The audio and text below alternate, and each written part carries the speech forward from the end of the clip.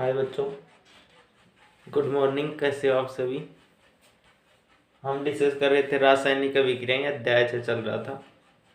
इससे प्रीवियस मैंने जो आनुवांशिकी वाला चैप्टर है वो कंप्लीट करवाया है, उसमें कुछ रह रहा है वो डाल देंगे नेक्स्ट वीडियो में।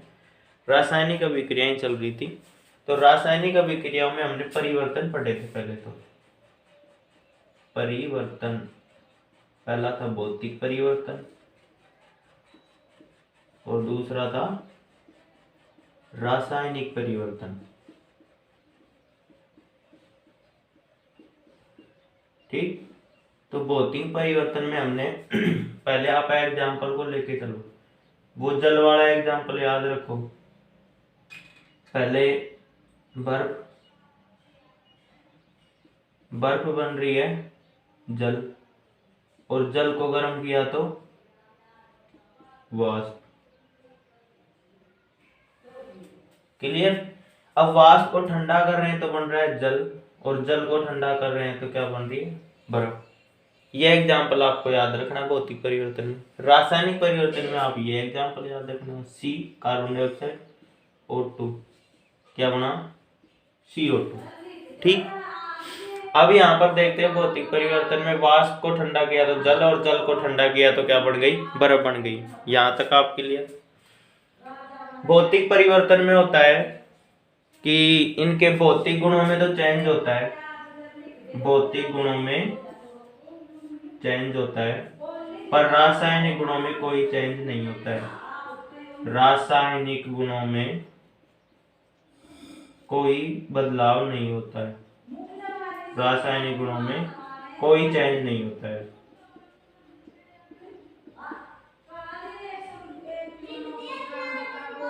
ठीक है, अब इधर देखते हैं रासायनिक गुणों में। इधर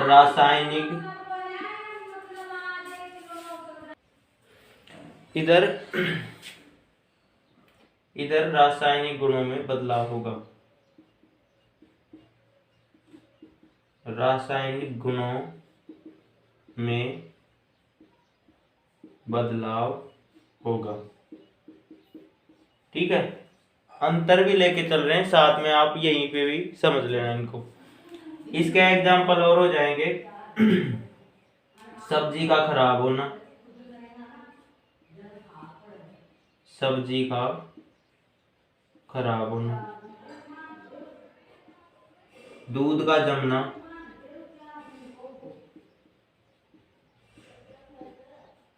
ठीक। इधर देखे तो एक एग्जांपल और याद रखना,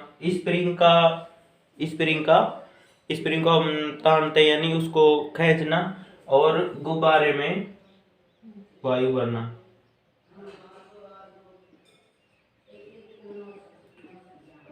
गुब्बारे में वायु भरना, ये दो एग्जांपल इसके याद रख लेना, और 2-3 एग्जांपल इसके याद रख लेना।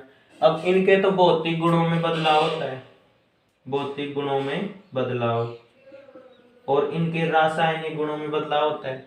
इनके रासायनिक गुणों में कोई बदलाव नहीं होता है, भौतिक गुणों में बदलाव होता है, जैसे रंग, गंध और अवस्था। अवस्था ठोस, द्रव, गैस, अवस्थाओं में चेंज हो रहा है ना। इधर देखे तो रंग भी बदल जाता है, गंध भी, और अवस्था भी बदल जाती है। ठीक है, और पूरा संगठन ही बदलता है, संगठन ही बदलता है, संगठन बदल जाता है। यहां तक क्लियर आप सभी। यहां पर बता रखा है नए पदार्थ का निर्माण नहीं होता है, नए पदार्थ का निर्माण नहीं होगा। इधर नया पदार्थ बनेगा, नया पदार्थ बनेगा। आगे देखें,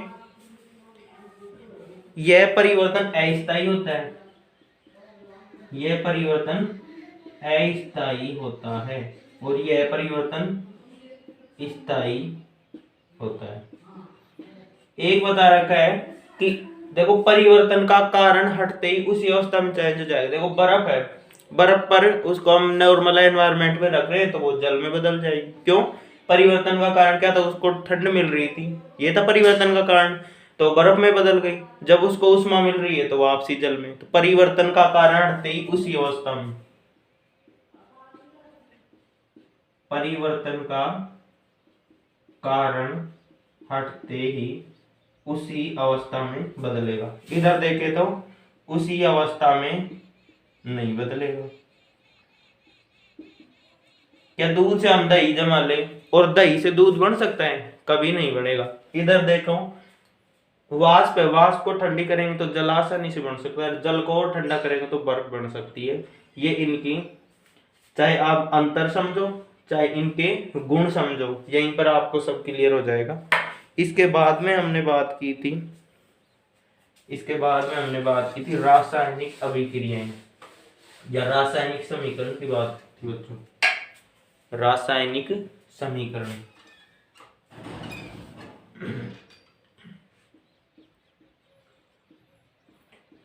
रासायनिक समीकरण को कैसे लिखते हैं?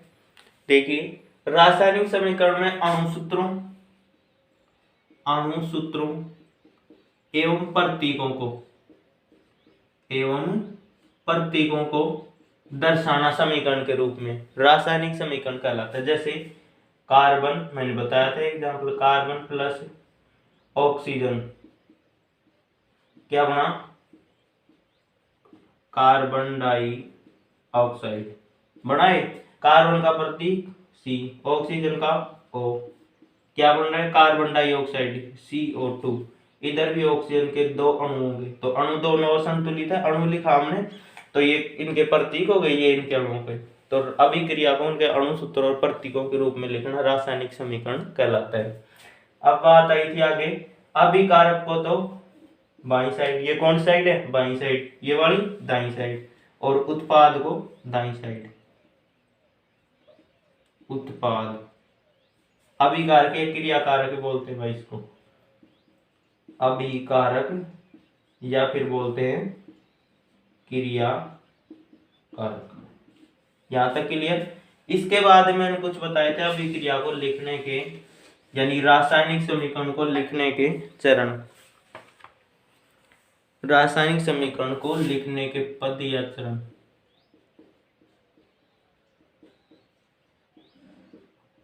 पहला ये आया था, शॉर्टकट बता रहा हूं मैं, फर्स्ट में ये आया था कि अभिकारक को तो हम लिखते हैं बाईं साइड, ये हो जाएगा अभिकारक, और उत्पाद को तीर का चिन्ह लगा के दाईं साइड लिखते हैं। नंबर 2 देखो, नंबर 2 में यह आया था कि क्रियाकारक जो अभिकारक है उसमें एक या दो हों, एक से ज्यादा, जैसे कार्बन और ऑक्सीजन दो हो गए तो इनके बीच में क्या लगाते हैं? प्लस का चिन्ह। इधर उत्पाद में भी दो तो प्लस का चिन्ह लगा देंगे उन्हें जोड़ने के लिए। नंबर तीसरे में ये बता रखा था कि रासायनिक अभिक्रिया में द्रव्यमान संतुलित रहता है। एक नियम आया था, द्रव्यमान संरक्षण का नियम आया था ये। तो द्रव्यमान संरक्षण का नियम ये कहता है कि द्रव्यमान निश्चित रहता है अभिकारक में भी और उत्पाद में भी, ना तो ये घटता है ना ये बढ़ता है, ना तो नष्ट किया जा सकता है ना इसे बढ़ाया जा सकता है। जैसे कार्बन है तो कार्बन, ऑक्सीजन का द्रव्यमान कितना है? 2, इधर भी कितना है? 2, तो दोनों ओर सेम है ना, दोनों ओर क्या रहेगा? सेम, ना तो हम इसको बढ़ा रहे हैं ना इधर घटा रहे हैं, ठीक है। तो ये द्रव्यमान संरक्षण के नियम से आप याद रख लेना। नंबर 4 आता है हिट एंड ट्रायल विधि, आई थी, हिट एंड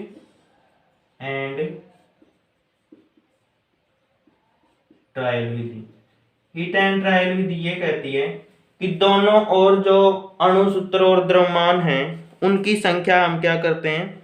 निश्चित घटा बढ़ाकर लिखते हैं। अणुसूत्रों की संख्या निश्चित हम अपनी तरफ से लिखते हैं घटा बढ़ाकर, इसलिए उसको बोलते हैं हिट एंड ट्रायल विधि। अणुसूत्रों की संख्या को अभिकारक और उत्पाद दोनों साइड में घटा बढ़ाकर ठीक करना हिट एंड ट्रायल विधि कहलाती है। इसके बाद में आया था कि अभिक्रिया में जो अणुसूत्रों की संख्या हम ठीक कर रहे हैं उसमें पहले तो अन्य की और लास्ट में यानी सबसे लास्ट, सबसे लास्ट ठीक करते हैं कार्बन एंड हाइड्रोजन की। ठीक है, ये आपको बताऊंगा। 6 नंबर पे आया था भाई, ठोस को तो सॉलिड अवस्था होती है S, द्रव को लिक्विड L और गैस को G से दर्शाते हैं। यानी जिस जिसकी जैसी अवस्था है, जैसे कार्बन ठोस अवस्था में सॉलिड, ऑक्सीजन गैस अवस्था में G, carbon dioxide gas G, ऐसे दर्शाएंगे। नेक्स्ट आया था उत्कर्मणीय। उत्कर्मणीय, उत्कर्मणीय में क्या होता है कि अभिक्रिया दोनों साइड चलती है, इधर भी और इधर भी। एग्जाम्पल देखे तो वाष्प और जल, वाष्प को ठंडी करेंगे तो जल, जल को गर्म करेंगे तो वाष्प, ये उत्कर्मणीय। एक होता है अनुत्कर्मणीय। अनुत्कर्मणीय अभिक्रिया दौड़ती है एक साइड, केवल एक साइड। एक आया था कि अभिक्रिया में लिखते टाइम अगर विलयन आए, विलयन को हम लिखते हैं AQ। AQ का अर्थ होता है एक्वस, एक्वस का अर्थ होता है विलयन, तो AQ लिख देंगे। आगे आया था ताप कोमा दाब कोमा उत्प्रेरक। अगर ये आते हैं तो इनको तीर के चिन्ह के ऊपर, इधर तो अपना अभिकारक रहेगा और इधर उत्पाद रहेगा। तो तीर के चिन्ह के ऊपर ऐसे ताप है तो ऐसा त्रिभुज का चिन्ह, दाब है तो दाब लिख देंगे, कितना दाब है, और ये है उत्प्रेरक है तो उस उत्प्रेरक को लिख देंगे। जैसे निकिल है और कुछ उत्प्रेरक है तो उसको हम ऐसे लिख देंगे। यहाँ तक क्लियर। अब बात आती है, यहां पर हमने छोड़ा था एक लास्ट में करते हैं, जैसे कार्बन और हाइड्रोजन की मात्रा को, जैसे हम देखें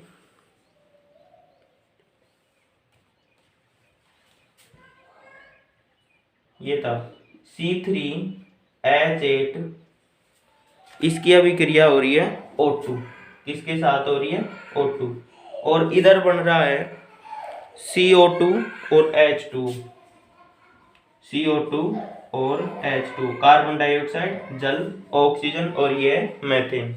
इधर देखें कार्बन के अणु सूत्र कितने हैं 3, इधर कितने हैं 1 ही है, क्या ये संतुलित है। हाइड्रोजन के देखें इधर 8 है, इधर देखें तो केवल ही 2 हैं। तो अभिक्रिया में बता रहे सबसे और की तो पहले संतुलित कर लेते हैं, सबसे लास्ट में किसी कहते हैं कार्बन और हाइड्रोजन की। तो पहले हम करते हैं कार्बन की संख्या को संतुलित करते हैं। ठीक है, तो कार्बन के कितने अणु है, यहाँ पर 3 है, और आगे कार्बन नहीं है ना, तो इसके आगे 3 लगा दो, 3 कार्बन हो गए कंप्लीट। अब हम करते हैं हाइड्रोजन को, हमने की अब कार्बन की संख्या, और इसके बाद में हम करते हैं हाइड्रोजन की संख्या, या हाइड्रोजन के जो अणु सूत्र कितने भाग ले रहे हैं अणु वो करते हैं। जैसे C3H8 प्लस O2 आ रही है, C3 आ गया। अब करने अपने को हाइड्रोजन की, तो 3CO2 ये तो ठीक है, और H2O ये भी ठीक है। हाइड्रोजन के कितने आ चुके, हाइड्रोजन के आ चुके यहाँ पर 2 आ चुके, लगाने कितने हैं, कितने लगाने भाई 6 लगाने अपने को। ठीक है, तो 6 लगाने के लिए हम क्या करेंगे, 6 लगाने के लिए हम लगा देंगे यहाँ पर 8 लगाने, सॉरी 8, 2 तो आ चुके और 8 लगाने, 4 दूनी 8, ये 4 आ गए यहाँ पर गुणा में, तो 4 2 4 दूनी 8, तो हमारी ये अभिक्रिया क्या हो गई संतुलित। दोबारा से देखो कार्बन 3 आ रहे, 3 कार्बन आ गए, ऑक्सीजन 2 ऑक्सीजन आ गए, हाइड्रोजन कितने आ रहे हैं, हाइड्रोजन आ रहे हैं यहाँ पर 8 आ रहे हैं, तो हाइड्रोजन कितने आ गए 8। क्लियर, यहां तक आपको अच्छी तरीके से समझ में आया होगा।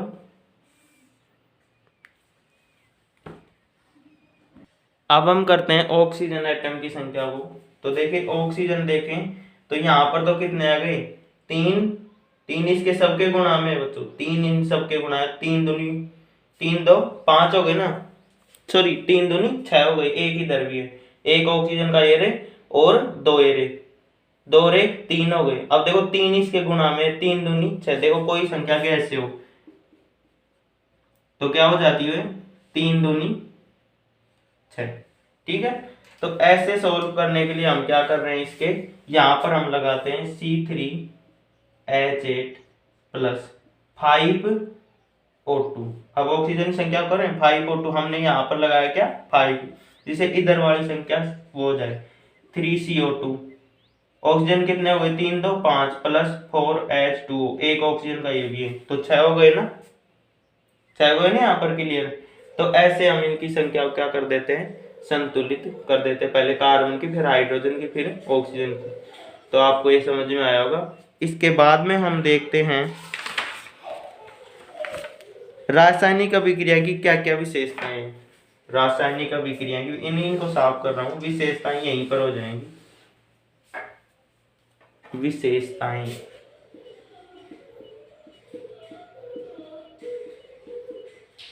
देखो भाई विशेषताएं क्या है। इस रासायनिक अभिक्रिया में हमको क्या क्या जानकारी प्राप्त हो रही है, अभिकारक की और उत्पाद की दिशा। पहली तो क्या, दिशा के बारे में, भाई इधर हमारा अभिकारक है, दूसरा उत्पाद है।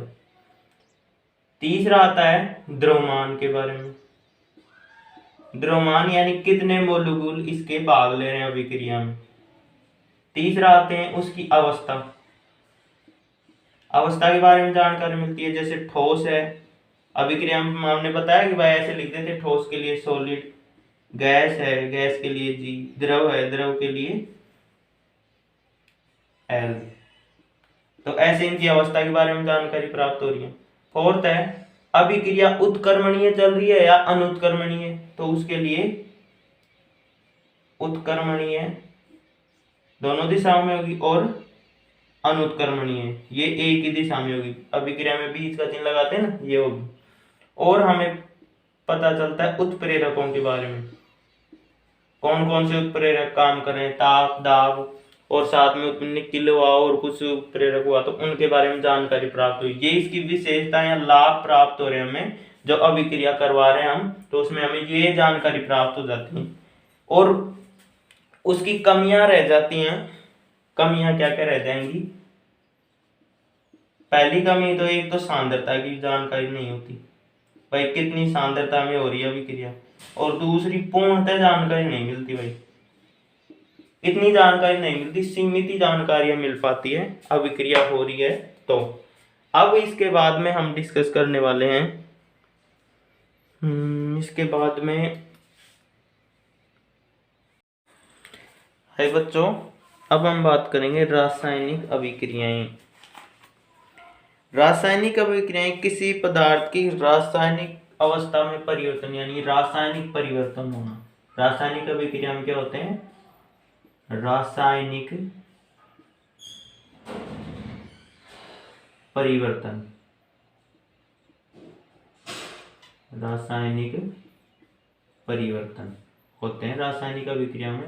रासायनिक परिवर्तन हमने पढ़ा यानी नया पदार्थ बनता है, पदार्थ की अवस्था, रंग, गुण, गंध, इन सब में चेंज होता है, यानी पूरा संगठन बदल जाता है। और ये परिवर्तन स्थायी होता है, परिवर्तन का कारण हटने के बाद ये बदलता नहीं है, स्थायी होता है, जैसे दूध का दही में बदलना, ठीक है। और आया था लोहे के जंग लगना, ये रासायनिक परिवर्तन के उदाहरण थे। तभी हमने पढ़े थे भौतिक परिवर्तन, रासायनिक परिवर्तन क्या होते हैं, तभी ये समझ में आएगा, ठीक है। तो रासायनिक परिवर्तन हमने देखा। इसके बाद में हम देखते हैं रासायनिक परिवर्तन में क्या होता है, अभिकारक चेंज होते हैं उत्पाद में, अभिकारक को बाईं तरफ और उत्पाद को दाईं तरफ। ये हमने पढ़ा अभिक्रिया को लिखते हैं कैसे, तीर के चिन्ह द्वारा दर्शाते हैं। ये तीर का चिन्ह दर्शाता है अभिक्रिया की दिशा को, ये भी बात हमने पढ़ी। अब हम बात करते हैं द्रव्यमान संरक्षित रहता है, द्रव्यमान संरक्षित रहता है, ये भी बात आई थी अभिक्रिया को लिखने के चरण में। भाई जो अभिकारक की साइड में द्रव्यमान है वही उत्पाद के साइड में द्रव्यमान होगा। जैसे एक एग्जांपल लेके चले, 2 mg प्लस O2। अभिक्रिया हुई, अभिक्रिया की दिशा बता रहा है। अभिकारक के एक से ज्यादा तो प्लस के चिन्ह द्वारा दर्शा देते हैं, ये भी आया था उसमें। तो 2 mg और O, यह अभिक्रिया बन गई।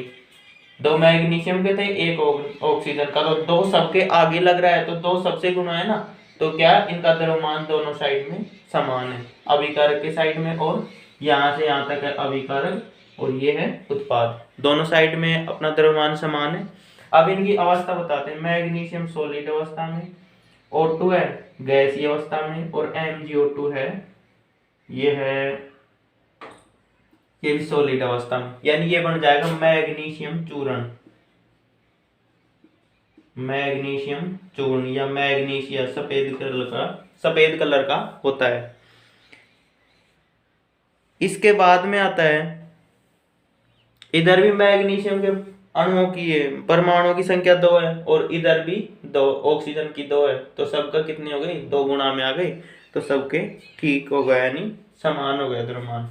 अब एक अन्य एग्जाम्पल से हम देखते हैं बच्चों, एक एग्जाम्पल और देखते हैं, जैसे C plus O2, C plus O2, C कौन सी अवस्था में, सॉलिड अवस्था में, ऑक्सीजन गैसीय अवस्था में, बना क्या CO2, ये भी क्या बना गैसीय अवस्था में। अभिकारक बाईं साइड, उत्पाद दाईं साइड। अभिकारक की दिशा बता दी भाई, इधर हो रही है अभिक्रिया, इनकी अवस्था बता दी, ठोस है, द्रव है, गैस है, बता दी यहाँ तक। अब हम बात करते हैं द्रव्यमान संरक्षण में आया था कि भाई दोनों ओर का द्रव्यमान क्या रहता है, संरक्षित। तो द्रव्यमान कार्बन को देखो आवर्त सारणी में, hydrogen, helium, lithium, beryllium, boron, carbon कितने नंबर पे आया, 6 नंबर पे आया। नहीं 6 नंबर तो इसकी संख्या हुई, और वो संख्या कौन सी, आवर्त सारणी की संख्या, आवर्त सारणी में आते हैं ना इनका क्रमांक, संख्या या क्रमांक। इसका द्रव्यमान होता है इसका दुगुना, द्रव्यमान होता है दुगुना, तो कार्बन का द्रव्यमान 6 दूनी 12 हो जाएगा, ठीक है। ऑक्सीजन का देखें तो ऑक्सीजन आता है कितने नंबर पे, 8 नंबर पे। Hydrogen, helium, lithium, beryllium, boron, carbon, nitrogen, oxygen कितने नंबर पे आया, 8 नंबर पे, 8 नंबर पे आ रहा है। ये तो इसका क्या होगी, संख्या होगी, आवर्त सारणी में आ रहा है, और इसका द्रव्यमान दुगुना हो जाएगा, 8 दूनी 16। यहां तक आप क्लियर हो। अब हम इसका द्रव्यमान देख रहे हैं, तो कार्बन के तो कितने अणु हैं, 12, तो 12 की 12 लिख दो, प्लस ऑक्सीजन कितने, यानी O2 2 है ना, तो ऑक्सीजन की एक ऑक्सीजन कण की द्रव्यमान संख्या है 16, तो 2 की हो जाएगी 16 × 2। आपको दिखाई नहीं दे रहा हो बच्चों, यहाँ पर देख लीजिए, इनकी द्रव्यमान संख्या होती है दुगुनी, इसकी भी द्रव्यमान संख्या दुगुनी। अब कार्बन का एक अणु भाग ले रहा है, तो कितने आ गए, 12, ठीक है। ऑक्सीजन कितने अणु ले रहे हैं, 2, तो एक अणु की द्रव्यमान संख्या 16 और 2 की 16 × 2, इधर तीर का चिन्ह लगाओ। अब देखते हैं वही कार्बन आ गया, कार्बन की कितनी 16 प्लस ऑक्सीजन कितनी, कार्बन की 12 थी और ऑक्सीजन की 16, 16 × 2, 2 गुना में, तो 2 कर दो इधर। अब इनको सोल्व करो, 12 + 32, इधर 12 + 32 कितने आ गए, 44, इधर भी और इधर भी कितने आ गए, 44। तो दोनों ओर द्रव्यमान संख्या समान है, अतः हम कह सकते हैं कि द्रव्यमान संरक्षित रहता है किसी भी अभिक्रिया में, और नहीं है तो हमको करना होता है। हिट एंड ट्रायल भी दी आई थी, ये सभी बातें आई थी समीकरण लिखने के चरण।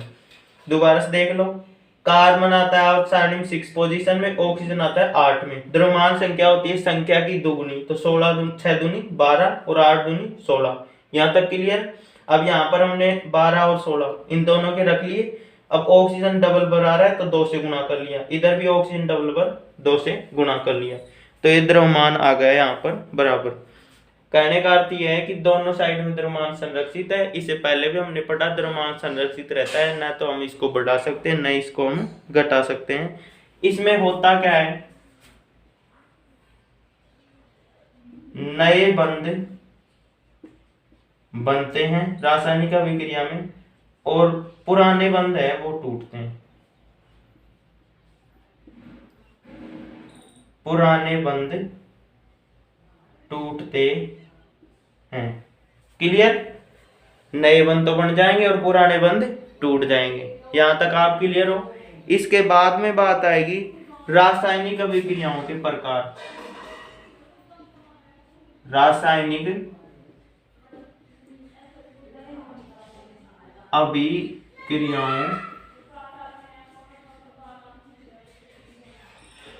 के प्रकार। पहला देखो रासायनिक अभिक्रिया के प्रकार। संयुग्मन अभिक्रिया आती है। संयुग्मन का अर्थ होता है जुड़ना। एक आती है वियोजन, वियोजन या विघटन। विघटन, विघटन का अर्थ होता है टूटना। एक आती है अनुत्क्रमणीय, एक आती है उत्क्रमणीय, एक आती है ऑक्सीकरण, एक आती है अपचयन, एक आती है उदासीनीकरण और एक आती है, एक बची अपनी विस्थापन अभिक्रिया। विस्थापन अभिक्रिया। और लास्ट में हम पढ़ेंगे उत्प्रेरक और आपका ये चैप्टर कंप्लीट। तो बच्चों आप जब